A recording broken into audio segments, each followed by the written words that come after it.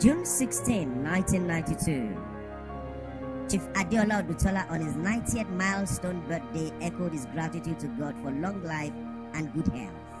Bad stroke he suffered in 1981. He was somewhat youthful, sound-minded, and with an air of indomitable spirit even at his age. Now, while Chief Odutola was marking his 90th birthday, a group primarily made up of individuals who are not his biological children, those who raided, robbed, and murdered him 3 years later in April 1995 took charge of the event. They kept up appearances, deluded his guests by feigning their love and empathy for Chief Odutola, smiling faces, jovial laughter, and waiting on him to recognize their presence. These individuals were Oyinade Olurin, Adebisi Adejumoke Bate, Olabimpe Otushola Oshenaike, Folashade Aderonke Shofola, Olufumilayo Adeyemi Odutola, Adeshola Oluyemisi Adeyemi, Adejoke Omobowale Fadino, Modupe Adeomi Odutola, and Chief Odutola's PA Ignatius Ogbakani. Chief Adeola Odutola's 90th birthday celebration was covered in part 1 of this exposé. The details of his birthday celebrations are not intended in this section, but subtle, intentional, and unnoticeable decisions are called out.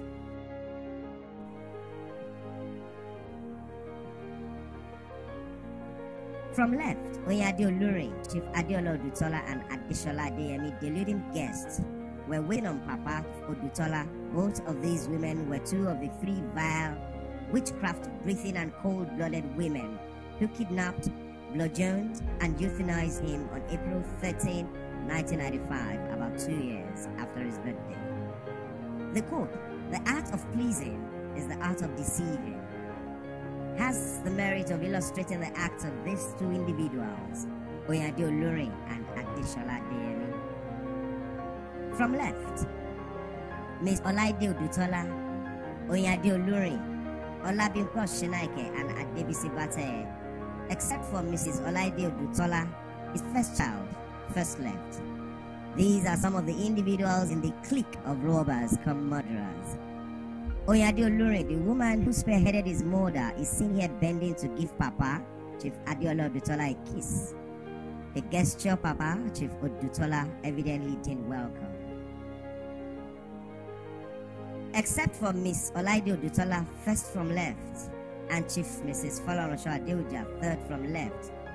Here again is another photo up of the group of robbers come murderers pretending to show their love for Papa. Also, you would think that Olufumilayo Odutola, leaning on the right here, a member of their group, is Chief Odutola's only son. Theoretically, Papa had 11 sons, counting 2 illegitimate sons, Olufumilayo Odutola and Adekoyejo Odutola. Was it a coincidence or a planned assembly unveiling? A photo of 5 of the robbers come murderers who kidnapped and murdered Chief Odutola on April 13, 1995, taking a celebratory walk along Odutola Street outside Onibudo House, Ijebu-Ode, on June 16, 1992. Adebisi Bate, Olabimpe Oshenaike, Oyinade Olurin, and Olufumilayo Odutola. Again, Olufumilayo Odutola was the only male present. Also featured between Adebisi Bate and the gentleman with the drum on his shoulders is Ignatius Ogbakani, Papa's personal assistant, who allegedly gave Oyinade Olurin a copy of Papa's will. Oyinade Olurin had also used Ignatius as an alibi in a December 13, 1995 response letter to Mr. Ademola Odutola, an alibi that has since been debunked. Ignatius Ogbakani died blind, and his first wife committed suicide by ingesting poison.